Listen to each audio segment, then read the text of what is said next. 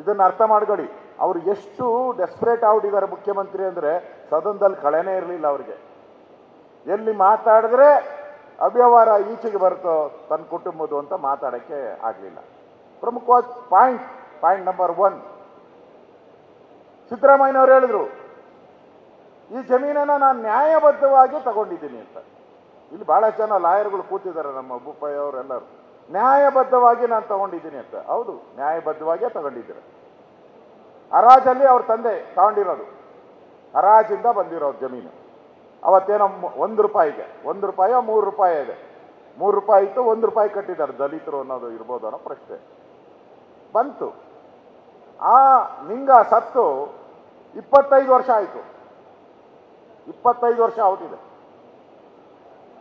ಅದಾದ್ಮೇಲೆ ಒಂದ್ಸರಿ ನೀವು ಹೇಳಿ, ಲಾಯರ್ಗಳು ಇದ್ದೀರಾ, ಒಂದ್ಸರಿ ಆ ವ್ಯಕ್ತಿ ಸತ್ತ ಮೇಲೆ ಅದು ಅವನ ಹೆಂಡತಿಗೆ ಬರ್ತೈತೆ. ಈಗಿರೋ ನಮಗೆ, ನಾನು ರೆವಿನ್ಯೂ ಮಿನಿಸ್ಟರ್ ಕೆಲಸ, ಕಾನೂನು ಪ್ರಕಾರ ಏನು ಬರುತ್ತೆ, ನೀವು ಆ ಹೆಂಡತಿ ಹೆಸರಿಗೂ ಮಾಡಬೇಕು, ಮಕ್ಕಳ ಹೆಸರಿಗೂ ಖಾತೆ ಮಾಡಬೇಕು. ಕರೆಕ್ಟ್ ಅಲ್ಲ? ಮನೆ ಯಜಮಾನ ಸತ್ತ ಮೇಲೆ ನಿಮ್ಮ ಖಾತೆನ ಯಾರಿಗೆ ಮಾಡಬೇಕು? ಹೆಂಡತಿಗೆ. ಹೆಂಡತಿ ಜೊತೆಯಲ್ಲಿ ಇರೋಂಥ ಮಕ್ಕಳು, ಗಂಡು ಮಕ್ಕಳು ಹೆಣ್ಣು ಮಕ್ಕಳು ಎಲ್ಲರ ಹೆಸರಿಗೂ ಬರೀಬೇಕು. ಇದು ಕರೆಕ್ಟ್ ತಾನೆ? ಸಿದ್ದರಾಮಯ್ಯ ನೀವು ಒಬ್ಬನ ಹೆಸರಿಗೆ ಯಾಕೆ ರಿಜಿಸ್ಟರ್ ಮಾಡಿಬಿಟ್ರಿ? ಮಲ್ಲಿಕಾರ್ಜುನ ಸ್ವಾಮಿ ಅಂತ ಅವ್ರ ಬಾಮೈದ, ಇಲ್ಲಿದೆ ಪತ್ರ, ಡಿ ಇದೆ ನೋಡಿ. ಅಂದ್ರೆ ನ್ಯಾಚುರಲ್ ಆಗಿ ನೀವು ವಿಭಾಗ ಪತ್ರ ಮಾಡ್ಕೊಬೇಕು. ನೀವೇನಾದ್ರೂ ಮಾರಬೇಕಾದ್ರೆ ವಿಭಾಗ ಪತ್ರ ಮಾಡಿಕೊಂಡು ವಿಭಾಗ ಪತ್ರದ ಪ್ರಕಾರ ರಿಜಿಸ್ಟ್ರೇಷನ್ ಮಾಡಬೇಕು. ಅದಿಲ್ಲ ಇಲ್ಲಿ ವಿಭಾಗ ಪತ್ರನೂ ಇಲ್ಲ. ಮಲ್ಲಿಕಾರ್ಜುನ ಸ್ವಾಮಿ ಅಂತ ಮಾಡ್ಕೊಂಬಿಟ್ಟಿದ್ರಿ.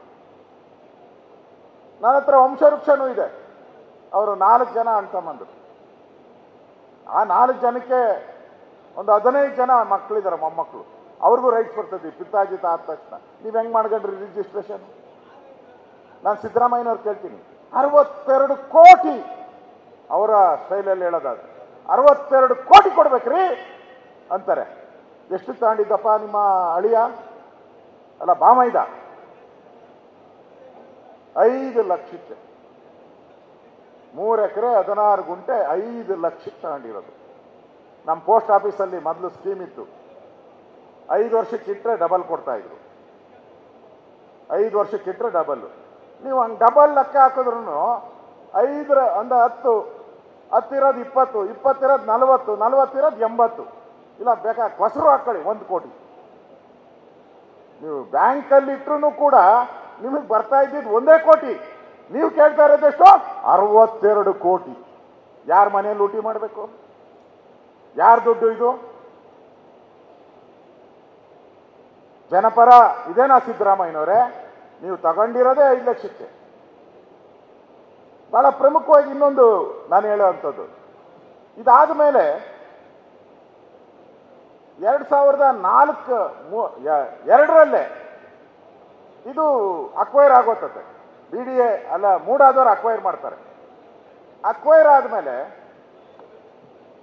L&T ಅವರಿಗೆ ಎಂಟೈರ್ ಲೇಔಟ್ ಮಾಡೋಕ್ಕೆ L&T ಅವರು ಗೊತ್ತಿದೆಯಲ್ಲ, ಕಂಪ್ನಿ, ದೊಡ್ಡ ಕಂಪ್ನಿ, ಅವ್ರಿಗೆ ಲೇಔಟ್ ಕೊಟ್ಬಿಡ್ತಾರೆ ಮಾಡಿ ಅಂತ. ಅವರು ಲೇಔಟನ್ನು ಅಪ್ರೂವ್ ಮಾಡಿಬಿಡ್ತಾರೆ. ಲೇಔಟ್ ಯಾರು? ಮೂಡ.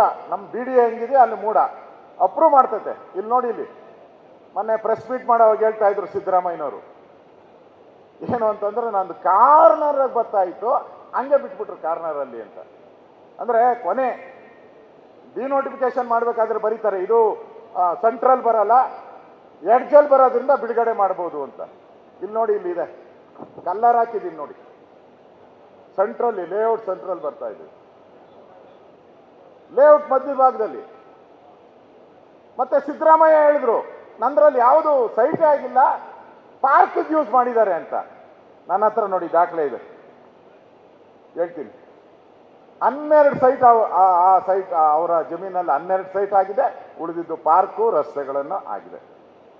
ಇದು ಸಿದ್ದರಾಮಯ್ಯನವರು ಮೋಸ ಏನು ಹೇಳ್ತಾ ಇದ್ದಾರಲ್ಲ, ಆ ಮೋಸದ ಒಂದು ದಾಖಲೆಯನ್ನು ಕೂಡ ನಿಮ್ಮ ಹತ್ರ ನಾನು ಕೊಡ್ತಾ ಇದ್ದೀನಿ. ಅಂದ್ರೆ ಡಿನೋಟಿಫಿಕೇಶನ್ ಕೋರ್ಟ್ ಆರ್ಡರ್ ಪ್ರಕಾರ ನಾನು ಸುಪ್ರೀಂ ಕೋರ್ಟ್ ಆರ್ಡರ್ ತರಿಸಿದ್ದೀನಿ, ಇಲ್ಲಿದೆ ನನ್ನ ಹತ್ರ.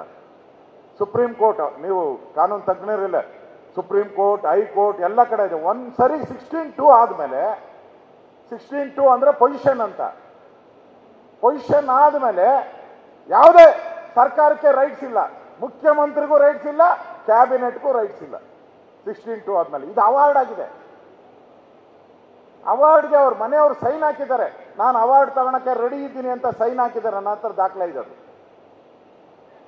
ಅವಾರ್ಡ್ಗೆ ಸೈನ್ ಹಾಕಿದ್ದಾರೆ, ಅವಾರ್ಡ್ ಆಗಿದೆ.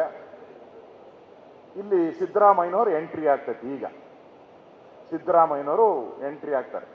3 ಎಕರೆ 16 ಗುಂಟೆ. ಹೆಂಗೆ ಇದನ್ನ ಡಿನೋಟಿಫೈ ಮಾಡ್ತಾರೆ. ಈಗ ನೋಡಿ, ಒಬ್ಬ ದಲಿತರು ಪಾಪ ಅನಕ್ಷರಸ್ಥ, ಅವನಿಗೇನು ವಿದ್ಯೆ ಏನು ಗೊತ್ತಿಲ್ಲ, ಬಡವ.